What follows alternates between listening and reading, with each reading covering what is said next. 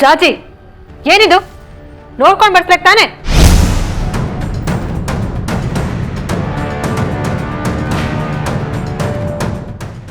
ನನ್ನ ಎದುರಿಗೆ ಎಲೆಕ್ಷನ್ ನಿಲ್ತಾ ಇದೆಯಾ ಅಂತ ದುರಾಂಕಾರಣ ನಿನ್ಗೆ. ಸಾರಿ ಮೇಡಮ್, ನಾನು ಬಡ್ಸೋಕ್ಕೆ ಅಂತ ಹೋದೆ, ನಿಮ್ಮ ಕೈ ಟಚ್ ಆಯ್ತು. ಓ, ಅಂದ್ರೆ ನಾನೇ ಬೇಕು ಅಂತ ಮಾಡಿದೆ ಅಂತನಾ? ಇಲ್ಲ ಮೇಡಮ್. ನವಿಲು ಕುಣಿಯತ್ತೆ ಅಂತ ಕೆಂಬೂತನು ಕುಣಿಬಾರ್ದು, ಚೆನ್ನಾಗಿ ಕಾಣಲ್ಲ.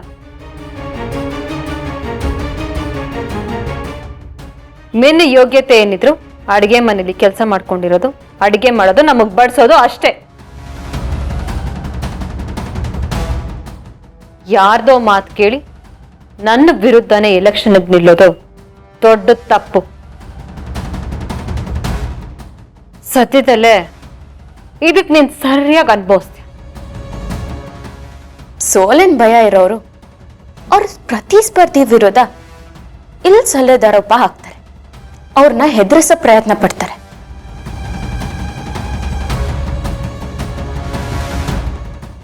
ನಾನ್ ಗೆಲ್ತೀನಿ ಅನ್ನೋ ಆತ್ಮವಿಶ್ವಾಸ ಇರೋರು ಯಾರಿಗೂ ಏನು ಅಂದೆ ತಾನ್ ಪಾಡಕ್ ತಾನಿರ್ತಾರೆ. ಅಂದ್ರೆ ಏನು? ನಮ್ಮ ಅದಕ್ಕೆ ಸೋಲ್ತಾರೆ ಅಂತ ಇಂಡೈರೆಕ್ಟ್ ಆಗಿ ಹೇಳ್ತಾ ಇದ್ದೀರಾ? ಸೋಲು ಗೆಲುವು ನಮ್ ಕೈಯಲ್ಲಿಲ್ಲ, ವೋಟ್ ಹಾಕೋ ಜನ ಅದನ್ನ ಡಿಸೈಡ್ ಮಾಡ್ತಾರೆ. ನಾವು ಜನಕ್ಕೆ ಏನ್ ಒಳ್ಳೇದ್ ಮಾಡ್ಬೇಕು ಅನ್ನೋದು ಮಾತ್ರ ಮಾತಾಡ್ಬೇಕು. ನಮ್ಮ ಅದಕ್ಕೆ ವಿರುದ್ಧ ಜಾಜಿ ಅವರು ನಿಲ್ಲಿಸ್ತಾ ಇರೋದು ಸರಿ ಇಲ್ಲ. ಮನೇಲೆ ಇರೋರ ಮಧ್ಯೆ ಮನಸ್ತಾಪ ತರೋದು ಎಷ್ಟು ಸರಿ? ನೋಡಿ, ನಿಮ್ಮ ಅದಕ್ಕೆ ಎಲೆಕ್ಷನ್ ಅಲ್ಲಿ ನಿಂತಿರೋದು ಜಾಜಿಗೇನು ಪ್ರಾಬ್ಲಮ್ ಇಲ್ಲ. ಜಾಜಿ ಎಲೆಕ್ಷನ್ ಅಲ್ಲಿ ನಿಂತಿರೋದು ನಿಮ್ ಅದಕ್ಕೆ ಏನಾದ್ರೂ ಪ್ರಾಬ್ಲಮ್ ಇದ್ರೆ ಅವ್ರ ಅದ್ರ ಬಗ್ಗೆ ಹೇಳ್ಬೋದು. ದಿಶಾ, ನಿನ್ ಮಾತು ಹೇಗಿದೆ ಗೊತ್ತಾ? ಸಿಂಹಕ್ಕೆ ಬೇಟೆ ಆಡೋದಕ್ಕೆ ಭಯನಾ ಅಂತ ಕೇಳಿದ ಹಾಗಿದೆ. ಸೆಂಟ್ರಲ್ ಮಿನಿಸ್ಟರ್ ಬಂದು ನನ್ನ ಆಪೋಸಿಟ್ ನಿಂತರು, ಐ ಡೋಂಟ್ ಕೇರ್. ಅಂಥದ್ರಲ್ಲಿ ಆಫ್ಟರ್ ಆಲ್ ಈ ಮನೆ ಕೆಲಸ ಮಾಡ್ಕೊಂಡಿರೋ ಜಾಜಿಗೆ ಐ ಡೋಂಟ್ ಕೇರ್. ಅಮೇಝಿಂಗ್ ಸೌಂದರ್ಯ, ಇದು ಸ್ಪಿರಿಟ್ ಅಂದ್ರೆ. ಈ ಸಲದ ಎಲೆಕ್ಷನ್ ತುಂಬಾ ಕಾಂಪಿಟೇಟಿವ್ ಆಗಿದೆ.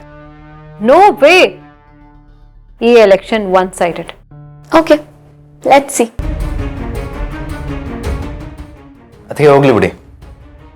ಅದೇನೋ ಮಾತಿದೆಯಲ್ಲ, ಆಡದೆ ಮಾಡುವವನು ರೂಢಿಯೊಳಗೆ ಉತ್ತಮನು ಅಂತ.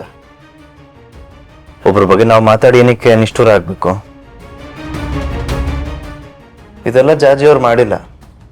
ಅವ್ರಿಗೆ ಇಷ್ಟ ಇದೆಯೋ ಇಲ್ವೋ ಬಲವಂತವಾಗಿ ಎಲೆಕ್ಷನ್ ನಿಲ್ಸಿದ್ದಾರೆ. Let's see Chirag. ಸರಿ, ಸೇಮ್ ಡೈಲಾಗ್ ಅಂತೆ. ದಿಶಾ, ಎಲ್ಲ ಕರೆಕ್ಟಾಗಿ ಯೋಚನೆ ಮಾಡಿ ಅழுದು ತೂಗಿ ಜಾಜಿನ ಎಲೆಕ್ಷನ್ಗೆ ನಿಲ್ಸಿದ್ಯಾ ಅಲ್ವಮ್ಮ? ಎಲ್ಲ ಪ್ಲಾನ್ ಪ್ರಕಾರವಾಗಿ ನಡೀತಿದೆ ಚಿಕ್ಕಮಾವ. ಏನ್ ಪ್ಲಾನ್? ಆಡದೆ ಮಾಡುವವನು ರೂಢಿಯೊಳಗೆ ಉತ್ತಮನು. ಅಂದ್ರೆ ನೀ ಏನು ಹೇಳೋದಿಲ್ಲ ಅಂತಾಯ್ತು. Yes, you are absolutely right ಚಿಕ್ಕಮಾವ.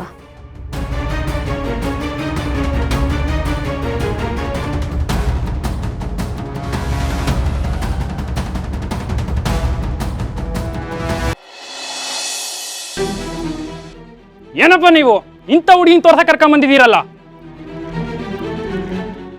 ನನಗೆ ಮದ್ವೆನೂ ಬೇಡ, ಏನು ಬೇಡ, ಓಡೋಣ ಇಲ್ಲಿಂದ. ಕರೆಕ್ಟಾಗಿ ಹೇಳಿದೆ ಕಣ, ನಾನೇ ನಿಜವಾದ ಗಂಡ. ಗಂಡ ಅಂದ್ಮೇಲೆ ನಾವು ಆ ಹುಡುಗಿ ನೋಡಕ್ ಬಂದಾಗ ನೀನ್ ಯಾಕೆ ಸುಮ್ಮನಿದ್ದೆ? ನನಗೆ ಇವಳ ಮೇಲೆ ಸೆಂಟಿಮೆಂಟ್ ಇದೆ ಅಂತ ಗಂಡ ಅಂತ ಹೇಳ್ತಿಲ್ಲ. ಇಷ್ಟು ದಿನ ಇವಳನ್ನ ಕಟ್ಕೊಂಡು ತುಂಬಾ ಅನುಭವಿಸಿದ್ದೀನಿ. ಹಾಗೆ ನಿಮ್ಮ ಮಗನೂ ಇವಳನ್ನ ಕಟ್ಕೊಂಡ್ರೆ ಹೇಗಕ್ಕಾಗೋದಿಲ್ಲ. ನೀವು ತುಂಬ ಒಳ್ಳೆಯವ್ರ ಥರ ಕಾಣಿಸ್ತೀರ. ಇವಳು ನಿಮ್ಮನೆಗೆ ಸೊಸೆ ಆಗೋಕ್ಕೆ ಲಾಯಕ್ಕಿಲ್ಲ.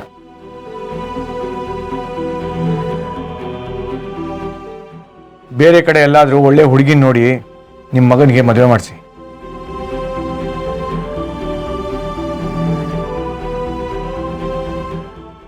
ಏನ್ರಿ ನಾಗರಾಜ್, ಇನ್ಸ್ಪೆಕ್ಟರ್ ಆಗಿ ಇಷ್ಟು ದೊಡ್ಡ ನಾಟಕ ಆಡ್ಬಿಟ್ರಲ್ಲ. ಅಲ್ಲ ಸರ್, ಮಗಳಿಗೆ ಮದುವೆ ಮಾಡಿಸಿ ಆ ವಿಷಯನೂ ನಮ್ಮ ಹತ್ರ ಮುಚ್ಚಿಟ್ಟು ಅಳಿಯ ಮನೆಗೆ ಬಂದಿದ್ರು ಅವನಿಗೂ ನಿಮ್ಗೂ ಸಂಬಂಧನೇ ಇಲ್ಲ ಅಂದಂಗೆ ನಾಟಕ ಮಾಡ್ಬಿಟ್ರಲ್ಲ. ಚೆನ್ನಾಗಿದೆ ರೀ, 100 ಜನದ ಮುಂದೆ ನಿಮ್ಮನ್ನು ಕರೆದು ಸನ್ಮಾನ ಮಾಡಬೇಕು. ಪೊಲೀಸ್ ಅಂತ ಹೇಳ್ತೀರಾ? ಅದೇನ್ ಪೊಲೀಸೋ ನೀವು ಬೇಡ, ನಿಮ್ ಸವಾಸನೂ ಬೇಡ. ಬರ ನಡಿಯ. ಬಿಗ್ರೆ ಬಿಗ್ರೆ ಬೀಗ್ರಾಗೋರ್ ಮುಂದೆ ನನ್ನ ಮರ್ಯಾದೆ ತೆಗ್ದಿದ್ದು ಅಲ್ದೆ ಈ ಸಂಬಂಧನ ಹಾಳು ಮಾಡಿದೆ ಅಲ್ವಾ? ನಾನು ಮಾತ್ರ ನಿನ್ನನ್ನು ಸುಮ್ಮನೆ ಬಿಡೋದಿಲ್ಲ ಕಣೋ, ಸರಿಯಾಗಿ ಪಾಠ ಕಲಿಸ್ತೀನಿ.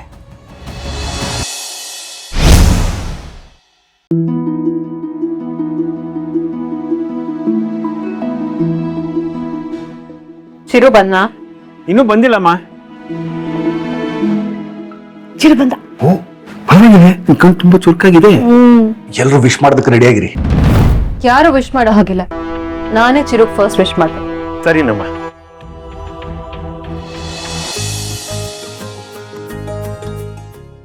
ಮಾರ್ನಿಂಗ್.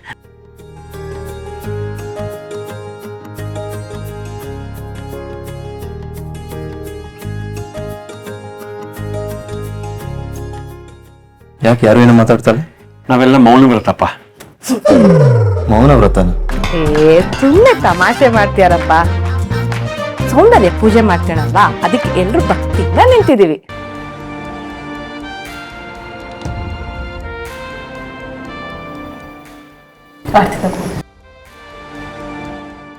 Happy birthday. ಥ್ಯಾಂಕ್ಸ್ ಅದಕ್ಕೆ. Happy birthday Chiru.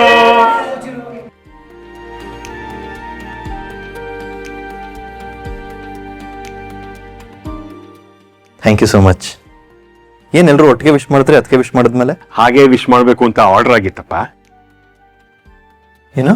ಚಿರು, ನಿನ್ ಬರ್ತಡೇ ದಿನ ಸೌಂದರ್ಯ ತಾನೇ ಫಸ್ಟ್ ವಿಶ್ ಮಾಡೋದು, ಅದಕ್ಕೆ ಅವಳು ಮಾಡಿದ ತಕ್ಷಣ ನಾವೆಲ್ಲರೂ ವಿಶ್ ಮಾಡಿದ್ವಿ.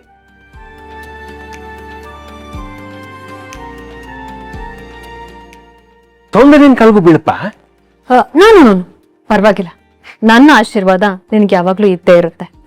ದೇವ್ರು ನಿಂಗೆ ಒಳ್ಳೇದ್ ಮಾಡಿ. ಥ್ಯಾಂಕ್ಸ್ ಅದೇ.